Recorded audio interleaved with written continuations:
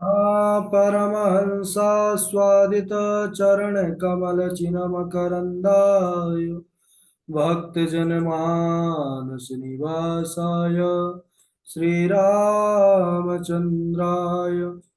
कृष्णत्वदीय ब्रह्मोदय ब्रह्मोदय। गजपञ्जरान्ते अद्यैव मे विशतु मानसराजहंसः प्राणप्रयाणसमये कफवातपित्ते कण्ठावरोधनविधौ स्मरणं कुतस्ते नारायणं नमस्कृत्य नरं चैव नरोत्तमं देवीं सरस्वतीं व्यासं ततो जयमुदीरयेत्। श्रीलक्ष्मीनाथसमारम्भां नाथयामुनिमध्यमाम् अस्मदाचार्यपर्यन्तां वन्दे श्रीगुरुपरम्पराम्। अञ्जनानन्दनं वीरं जानकीशोकनाशनं कपीशमक्षहन्तारं वन्दे लङ्काभयङ्करम्। भक्तिभक्त भगवंत गुरु चतुर्नाम वपु एक, इनके पद वंदन किए नासत विघ्न अनेक। बोले वृंदावन बिहारी लाल की जय, भागवत महापुराण की जय, सुखदेव भगवान की जय। परम मंगलमय परात्पर अखिलेश्वर अचिंत कल्याण गुणगण निधान सर्वेश्वर सर्वाधिपति अकारण करुणा वरुणालय अकारण करुणा कारक सकल जन्य कल शापहारक परात्पर पर ब्रह्म सच्चिदानंद स्वरूप परमपिता परमात्मा श्री राधा गोविंद सरकार राधा रमण बाधाहरण श्री बांके बिहारी लाल का यह वांगमय शब्द में विक्रय श्रीमद् भागवत महापुराण। कोटि कोटि नमन कोटि कोटि प्रणाम। परम पावन पुराण ग्रंथ परम हंसों की पावन संहिता को परमाराध्य नंद नंदन यशोदा नंदन वृजन रंजन देवकी नंदन श्याम सुंदर श्री कृष्ण के पाद पद्मों पर कोटसा नमन नतमस्तक वंदन एवं अभिनंदन। उनकी आह्लादनी शक्ति प्राण प्रिया जगत वंदनी वृषभान वंदनी भासुती जगदीश्वरी बरसाने वाले श्री किशोरी जी के पावन चरण रविंदों पर कोटसा प्रणति। समस्त भूतादिक शी आराम में सब जग जानी करहु प्रणाम जोरी जग पाए। हम सबका यह परम सौभाग्य भागवत साप्ताहिक कथा सीखने का सदसंकल्प विचार लेकर के एक स्थान पर एक साथ जुड़कर इस पावन तैयारी को कर रहे हैं। सज्जनों, ऐसे पावन पुराण की तरफ मन का जाना ही सौभाग्य और इस पावन पुराण को तैयारी करने का अध्ययन करने का स्वाध्याय करने का संकल्प आना यह भगवान की कृपा के बगैर संभव ही नहीं है। लेकिन कई बार हम देखते हैं कि हमारे विचार केवल विचारों तक ही सीमित रह जाते हैं। हमको भागवत कथा सीखना है, तैयार करके भागवत कथावाचक बनना है, लेकिन यह विचारों तक ही रह जाते हैं, कभी साकार होकर के जीवन में उपस्थित नहीं हो पाता। लेकिन जब किशोरी जी की विशेष कृपा, उनका वरद हस्त हमारे ऊपर बन जाता है तो वह विचार केवल विचारों तक ही सीमित नहीं रहता, साकार होकर के जीवन में उपस्थित हो जाता है। और हम सब उसी सौभाग्य को प्राप्त कर रहे हैं। साप्ताहिक कथा की तैयारी का उद्देश्य लेकर के संकल्पित हो चुके हैं और भागवत जी के विविध चरित्रों को सुनकर पढ़कर लिखकर तैयार कर रहे हैं। बड़ा आनंद आ रहा है। और इस समय हम सब भगवान के विवाह लीला, अब भगवान की विवाह लीला एक विवाह तो हुए नहीं, भगवान के 16,108 विवाह हुए। तो उन विवाहों की बड़ी सुंदर कथा है। और प्रथम विवाह जो हुआ भगवान का वह रुक्मणी मैया के साथ हुआ। तो उस विवाह को हम सबने कल के दिवस में श्रवण किया, किस प्रकार भगवान कृपा करते हैं। और रुक्मणी मैया जो भगवान को ही अपना पति मान चुकी थी, कब? जब नारद जी के मुख से उन्होंने देखा कि भगवान कितने करुणा कृपालु हैं, भगवान के सुंदर गुण चरित्रों को सुनने के बाद वे उनको ही पति रूप में मान ली। लेकिन शिशुपाल के साथ रुक्मी, उनका जो भाई था, विवाह रिश्ता तय किया। भगवान की कृपा को वह जानती थी, पत्र भेजा, और भगवान ने फिर पत्र के माध्यम से कुंदनपुर जा करके हरण करते हैं, और उसके बाद धूमधाम के साथ भगवान का विवाह हुआ। भगवान के विवाह के पश्चात रुक्मणी मैया के द्वारा कहते हैं कि वही कामदेव जो पूर्व में भगवान शंभु के क्रोधाग्नि से जल करके भस्म हो गया, वही आज भगवान के पुत्र रूप में पुनः अपने जीवन को प्राप्त किया, प्रद्युम्न के रूप में। क्योंकि उस समय कहा था बाबा ने कि जब यदुवंश कृष्ण अवतारा, होई हरण महामहि भारा, अकृष्ण तनय होई पति तोरा, बचन अन्न था होय न मोरा। तो रति भी बड़ी प्रसन्न हुई, क्योंकि रति को उनके स्वामी प्राप्त हो गए। यह रहा भगवान के प्रथम विवाह का वर्णन। सुखदेव जी कहते हैं कि अब अन्य विवाहों का वर्णन सुनिए। राजा परीक्षित सुनने लग गए। सुखदेव जी कहते हैं, असीत सत्राजितो सूर्यो, आसीत सत्राजिता सूर्यो भक्तस्य परमा सखा, प्रीतस्तस्मै मणिं प्रादात् सूर्यस्तुष्टः स्यमन्तकम्। आसीत सत्राजितः, बोले कि एक सत्राजित जो भगवान सूर्य के बड़े उपासक थे, भक्त थे, और भगवान सूर्य नारायण की आराधना ऐसी थी कि सूर्य नारायण प्रसन्न होकर के उनको एक मणि प्रदान की। मणि का नाम था स्यमंतक। स्यमंतक मणि दिया, और सत्राजित जब उस मणि को धारण कर लेता था तो मानो द्वितीय इव भास्करः, दूसरे सूर्य ही उदय हो गए हो, ऐसा सत्राजित का तेज हो जाया करता। एक बार सत्राजित द्वारिका को आए। द्वारिका वासियों ने कहा कि आज तो सूर्य नारायण भगवान दर्शन करने आ रहे हैं हमारे प्रभु का। पास में आए, पता चला अरे ये तो सूर्य नारायण नहीं, यह सत्राजित है जो सूर्य के समान चमक रहे हैं मणि के प्रभाव से। हे परीक्षित, सुखदेव जी कहते हैं कि वह जो मणि थी वह साधारण मणि नहीं थी। 8 बार प्रतिदिन सोना प्रदान किया करती थी, स्वर्ण। महाराज सत्राजित जब आए, द्वारिकाधीश के चरणों में प्रणाम किए, तो द्वारिकाधीश भगवान श्री कृष्णचंद्र ने एक सुझाव दिया कि हे सत्राजित, यह बड़ी अमूल्य धरोहर है, इस मणि के द्वारा जगत का कल्याण होना चाहिए, तो आपको इस मणि को महाराज उग्रसेन जो हमारे राजा हैं उनके पास दे दीजिए, कि वह प्रजा के हित में इससे होने वाला जो स्वर्ण है, उस स्वर्ण द्रव्य को प्रजा के हित में लगाया जाए। तो भाई सत्राजित गर्म हो गए। बोले महाराज हम तो दर्शन करने आए थे, पहले पता होता कि इस प्रकार आप हमसे मांग करेंगे, वो भी मणि की, पूरे जीवन की तपस्या, तो हम आते ही नहीं। भगवान ने कहा कि अरे सत्राजित कोई बात नहीं, हम तुमको बाध्य नहीं कर रहे, केवल एक सुझाव दिए हैं। अगर आपको नहीं देना है मणि तो कोई बात नहीं, आप अपने पास रखिए।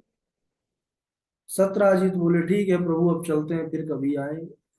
सत्राजित गया, इनकार कर दिया कि मैं मणि नहीं दे सकता। सत्राजित का सज्जनों एक भाई था, नाम था प्रसेन। प्रसेन एक दिन देखा कि बड़े भैया हमेशा मणि को धारण करके जाते हैं, बड़ा सुंदर उनका तेज रहता है। आज भैया चले गए हैं कहीं, मणि घर पर ही रखी हुई है, तो आज हम भी मणि धारण करके चलो। अब प्रसेन मणि धारण करके गया जंगल को।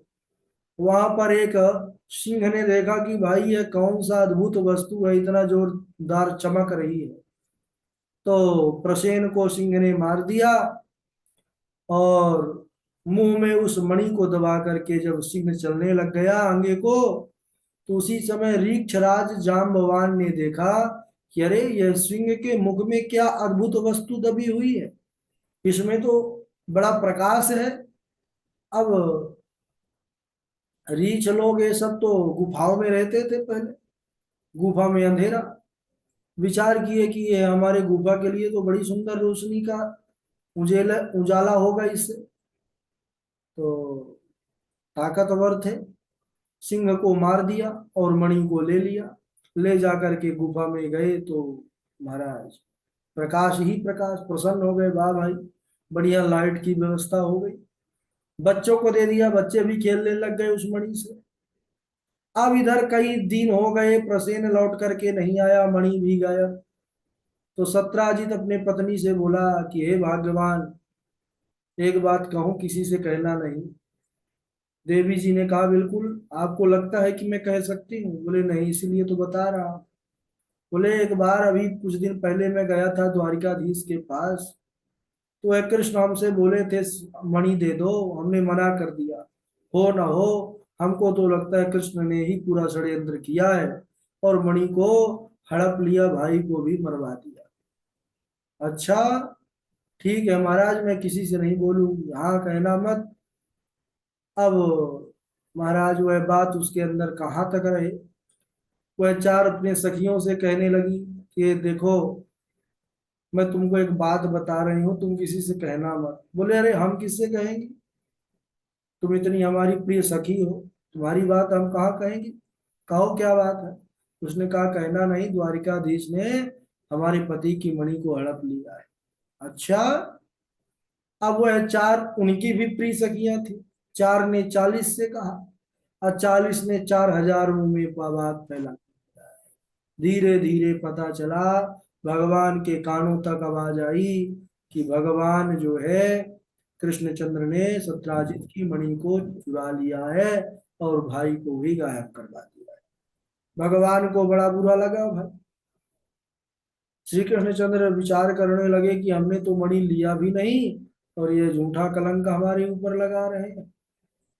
तब उस समय भगवान श्री कृष्णचंद्र जितने भी द्वारिका के गणमान्य लोग थे उनको साथ में लिया कि देखो, हम सब मिलकर के मणि को ढूंढेंगे, और सत्राजित जो ये नगर भर में फैला करके रखा है कि हम मणि चुरा लिए हैं, वह सच का सच हो जाएगा। अब बहुत ढूंढा, ढूंढते ढूंढते पहुंच गए महाराज जंगल में। वहीं पर पहुंच गए जहां पर प्रसेन और घोड़ा दोनों मरे हुए पड़े थे। समझ गए कि यहाँ पर ये मरे हुए हैं। मणि देखा, मणि दिखी नहीं। पास में देखा, सिंह के चरण चिन्ह थे। समझ गए कि सिंह ने इनको मारा होगा और सिंह ने ही मणि को ले लिया होगा। सिंह के चरण चिन्हों के साथ आगे बढ़ने लगे भगवान द्वारिकाधीश। आगे देखा, सिंह भी मरा हुआ पड़ा है। तो चारों तरफ देखा, मणि दिखी नहीं, लेकिन बड़े बड़े रीछ के पैर दिखे। भगवान ने कहा चलो, यह कोई जीव जो गया है इसी के पास मणि होगी। अब वह जाकर के एक गुफा के द्वार पर जाकर पैर के चिन्ह समाप्त हो गए। द्वारिकाधीश समझ गए कि निश्चित ही यह गुफा के अंदर ही प्रवेश है और मणि भी वही है। वैसे अंतर्यामी परमात्मा तो सब जानते हैं, लेकिन लौकिक लीला करते हुए वहां के जो गणमान्य लोग थे उनको कहा कि देखिए, गुफा के अंदर मुझे जाना पड़ेगा और अंदर कोई क्षति भी आप लोगों को हो सकती है, खतरा कुछ भी हो सकता है, इसलिए मैं केवल अपने लिए आप लोगों की जो जान है खतरे में नहीं डाल सकता। आप यहीं बाहर मेरा इंतजार करें, मैं अंदर जा करके देखता हूँ, शायद मणि वहां पर प्राप्त हो जाए। भगवान श्री कृष्ण सभी द्वारिका वासियों को गुफा के बाहर ही रोक दिया और जैसे ही गुफा के अंदर प्रवेश किए, देखे कि बालक मणि से खेल रहे हैं। अरे भगवान ने कहा देखो, मणि यहाँ बच्चे खेल रहे हैं, इसी मणि के लिए हमको कलंक लगा है। बालकों से लेने लगे, अरे बच्चों ये खेलने वाली चीज नहीं है। अरे बच्चों ने चिल्लाया अपनी अम्मा को। तब तक उनकी माता राम जो है चिल्लाई कि देखते हो जी, बैठे हो, इधर देखो, बच्चों से कोई बड़ी छीन रहा है। अब ऋक्षराज आ गए, उनके स्वामी महाराज ऋक्षराज आए, बोले क्यों भाई, बच्चों से बड़ी क्यों छीन रहे हैं? अरे बोले मणि हमारी है महाराज, इसके पीछे हमको कलंक लगा है, ये मणि हमको देना पड़ेगा ले जा करके। बोले नहीं, मणि नहीं मिलेगी। बोले देखिए मणि तो लेकर के जाएंगे, चाहे उसके लिए आपसे युद्ध ही करना पड़े। बोले ठीक है, तो बिना युद्ध के तो मणि ले नहीं सकते, आप छू नहीं सकते। भगवान ने कहा ठीक है, चलिए। अब दोनों के बीच में युद्ध होने लगा। हे सज्जनों, 27 दिनों तक युद्ध चला। अब जो भगवान श्री कृष्ण से 27 दिन लड़ सकते हैं, वह कोई साधारण रीक्ष नहीं थे। बोले वह रीक्ष राज जाम्बवान थे। कौन जाम्बवंत? वही जो त्रेता युग में राम जी के साथ थे, जिन्होंने लंका में डंका बजाया था महाराज। रावण के कई बड़े बड़े वीरों को, राक्षस सेनाओं का उन्होंने संहार किया था। लेकिन उस समय रावण भी मृत्यु को प्राप्त हो गया, सारे राक्षसों का संहार हो गया। जाम्बवन का जो बल था, उनके बाहुओं में जो खुजली थी, वह शांत नहीं हुई। तो बोले प्रभु, एक निवेदन था। राजा रामचंद्र जी बोले कहो क्या बात है भाई? जाम्बवन ने कहा प्रभु, कोई टक्कर का योद्धा मिला नहीं, आनंद नहीं आया, तो क्या करें? बोले चलिए आप ही दो दो हाथ कीजिए हमारे साथ। राजा रामचंद्र जी मुस्कुराए, बोले अरे जाम्बवन, इस समय मैं मर्यादा के रूप में आया हूँ, मर्यादा पुरुषोत्तम। अगर मुझसे ही दो दो हाथ करने की इच्छा है तो मैं अगले अवतार में आऊंगा कृष्ण रूप में, तभी इच्छा को पूर्ण करूंगा। आज भगवान ने जाम्बवन की उस इच्छा को पूर्ण किया है। 27 दिनों तक युद्ध चला। 28वें दिन भगवान ने ऐसी मुष्टिका हानि जाम्बवन के कि जाम्बवंत की एक एक हड्डी टूटने लगी। समझ गए जाम्बवन कि मेरे प्रभु राम के सिवा किसी में सामर्थ्य नहीं है कि मेरे इस बदन को क्षति पहुंचा सके। तुरंत चरणों में लेट गए जाम्बवन, प्रभु पाहि माम, पाहि माम, मुझे क्षमा करें, रक्षा करें मेरी, मैं आपका दास हूं। मैं समझ गया कि आप तो परब्रह्म परमात्मा हैं, मेरे राम हैं, जगत के साक्षात करता धरता हरता सब आप ही हैं। आपके सिवा कोई इस संसार पर दूसरा नहीं है। सब स्मरण हो आया, त्रेता युग की बात याद आ गई। और ऋक्षराज जाम्बवान से प्रभु ने सारी घटना का वर्णन किया है कि हे जाम्बवन, इस मणि के कारण हमको मिथ्या कलंक लगा है, सो हम लेने आए हैं। अब आप देना चाहें तो दे सकते हैं। जाम्बवन की आंखों में आंसू आ गए। बोले प्रभु, अब मणि बस नहीं, अब आपको मैं हाथों पर मणि बस नहीं सौंप सकता। बोले क्या? जाम्बवन अपनी पुत्री जाम्बवती का हाथ भी भगवान के हाथों पर सौंप दिया है कि हे प्रभु, यह पुत्री का हाथ मैं आपके हाथों पर देता हूँ और दहेज में मणि भी आपको देता हूँ। भगवान प्रसन्न हुए। भक्ति भाव से जाम्बवन ने निवेदित किया है, कन्या का हाथ दिया है प्रभु को, और भगवान ने उनकी भी इच्छा को पूर्ण किया। इधर गुफा के बाहर जो रुके थे द्वारिकावासी, सब कुछ दिन तक इंतजार किए, फिर उदास होकर के लौट गए द्वारिका को। वहां पर माँ दुर्गा का अनुष्ठान किया है कि जब हमारे प्रभु जो मणि ढूंढने गए हैं सकुशल वापस आ जाएं। जैसे ही माँ दुर्गा का वह नवचंडी का सुंदर यज्ञ पूर्ण किया है उन द्वारिका वासियों ने, वैसे ही महाराज पूर्णाहुति के साथ ही भगवान प्रकट हो गए। बोलिए द्वारिकाधीश भगवान की जय। लेकिन महाराज अकेले नहीं आए, अब पुनः एक जोड़ा आ गया। हाँ, रुक्मणी मैया के बाद जाम्बवती मैया भी आ गई।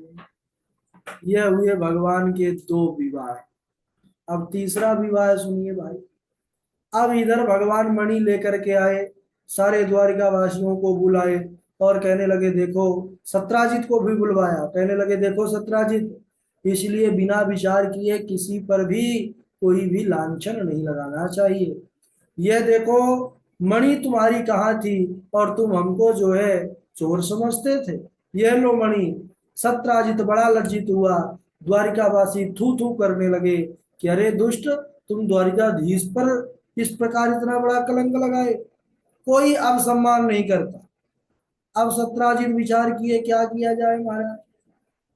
तो एक युक्ति आई। उन्होंने क्या किया कि अपनी पुत्री सत्यभामा का, सत्राजित की पुत्री थी सत्यभामा, उनका भी भगवान कृष्ण से बड़ा विशेष प्रेम अनुराग था, और सत्यभामा का विवाह भगवान श्री कृष्णचंद्र के साथ कर दिया, और उसके साथ सीमंतक मणि देने लग गए। भगवान ने हाथ जोड़ लिया, बोले महाराज पुत्री बस ठीक है, मणि बिना लिए ही हम प्रसन्न हैं, अब मणि आप अपने पास ही रखिए। और उसके बाद भगवान ने इतना कहा कि जो स्वर्ण हो राज्य कोष में जमा करा दिया करें, जिससे जगत का कल्याण हो, राज्य का कल्याण हो। अब सत्राजित मणि को लेकर के लौट आते हैं, लेकिन इधर भगवान कृष्ण को पता चला कि लाक्षागृह में जलकर पांडव का प्राणांत हो गया है। ऐसी अफवाहें उड़ी, क्योंकि ऐसा षड्यंत्र किया था महाराज दुर्योधन, धृतराष्ट्र आदि सब मिल करके।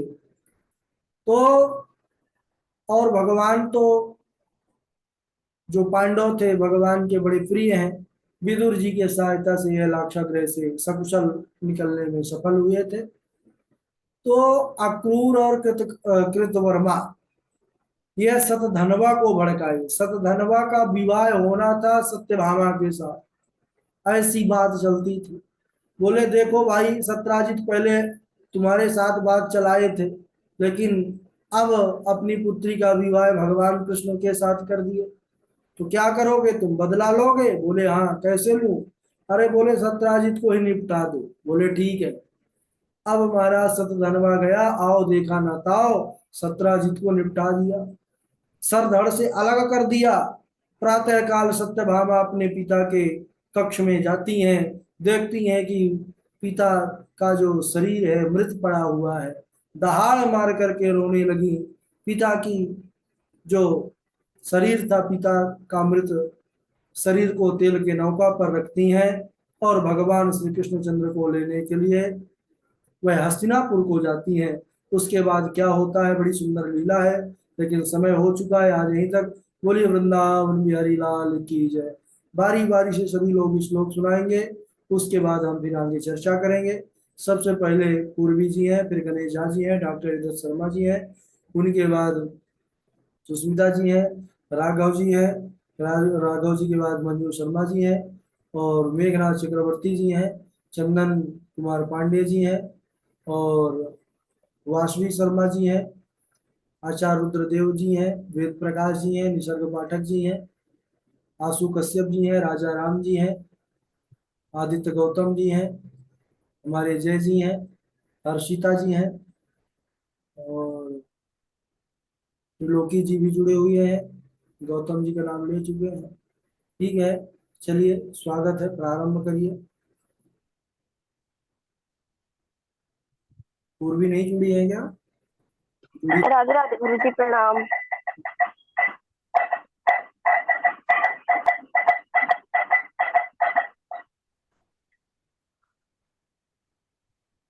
सच्चिदानंद रूपाय विश्वोत्पत्त्यादिहेतवे तापत्र विनाशाय श्रीकृष्णाय वयं नुमः। जन्मादस्य यतोऽन्वयादितरथा चार्थे सभेगे स्वराट् तेने ब्रह्महृदाय आदिकवये मुह्यन्ति सूर्याः तेजो वारिमृदां यथा विनिमयो यत्र त्रिसर्गो मृषा धाम्ना स्वेन सदा निरस्तकुहकम् सत्यं परं धीमहि सत्यं परं धीमहि। राधे राधे गुरु जी। हाँ राधे राधे। चलिए झा जी हमारे सुनाएंगे। राधे राधे गुरु जी।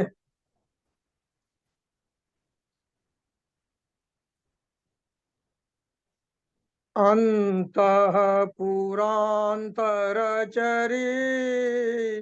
मणिहत्य बंधु स्वामुदपहे कथमिति प्रवदाम्युपायम् पूरवेद्युरस्ति महति कुलदेवी यात्रा यस्यां बहिर्नववधू गिरिजामुपेयात्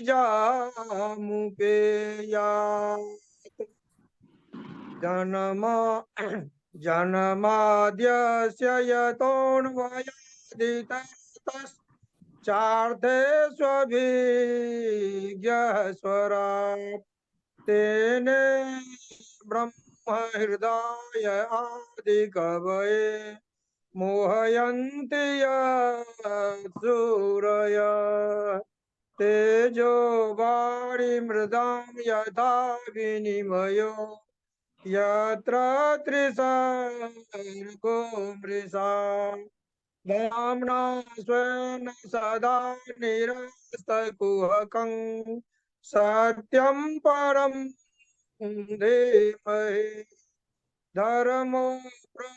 धर्मः प्रोजितकैतवोऽत्र परमो निरमतसरणं वेद्यं वास्तवमात्र वस्तु शिवदं तापत्रयोन्मूलनम् श्रीमद्भागवते महामुनिकृते किं वा परमेश्वर सद्यो हृद्यवरुध्यते प्रकृतिभिः शुश्रूषुभिस्तच्छनात् निगमकल्पतरोर्गलितं फलम् सुखमुखादमृतद्रवसंयुतं पिबत भागवतं रसमालयं मुहुरहो रसिका भावुका अन्तः पुरान्तरचरी मणिहत्य बन्धु स्वामुद्भवे कथमिति प्रवदाम्युपायम् पूरवेद्युरस्ति महति कुलदेवी यात्रा यस्यां बहिर्नववधू गिरिजामुपेयात्। राधे राधे गुरु जी। बहुत सुंदर जी। राधे प्रणाम। गुरु जी प्रणाम। वासवी जी सुनाइए। पुराणतर्जरी मणिहत्य बन्धुं स्वामुदवेदमिति प्रवदाम्युपायां पूर्वेद्युरस्ति महति कुलदेवी यात्रा यस्यां बहिर्नववधू गिरिजामुपेयात्। राधे राधे गुरु जी। ठीक है, डॉक्टर साहब सुनाएंगे, फिर जय जी सुनाएंगे। राधे राधे गुरु जी। अद्येशनो वस्तया खलु भूरिभागा ये सर्वदेव पितृभूत निर्देव मूर्ति यत पाद शौचम सलिलम त्रिजगत पुनातु सत्वं जगत गुरुरधोक्षय प्रविष्ट अस्ति प्राप्तस्य कंसस्य महिष्योर भरतवर्षभ मृते भरतरी दुःखाते तो अस्मे पितुर्ग्रहान। राधे राधे गुरु जी। बहुत सुंदर। जय जी आप सुनाएंगे। राधे राधे गुरु जी। अधीशनो बसतय खल भूरि भागा यह दे सर्वदेव भूत प्रेत देव मूर्ति यत शौच यत पाद शौच सलिलम त्रिजग पुनाति यत तुम जगत गुरुर्धोक्षद यह प्रविष्टि अस्ति ही प्राप्ति से कंस से मई सयो भरतर सभा भ्रातृर दुख्यार्थे यह तो पितुर स्म पितुर्गृहान जन्म कर्म विधानानि सन्ति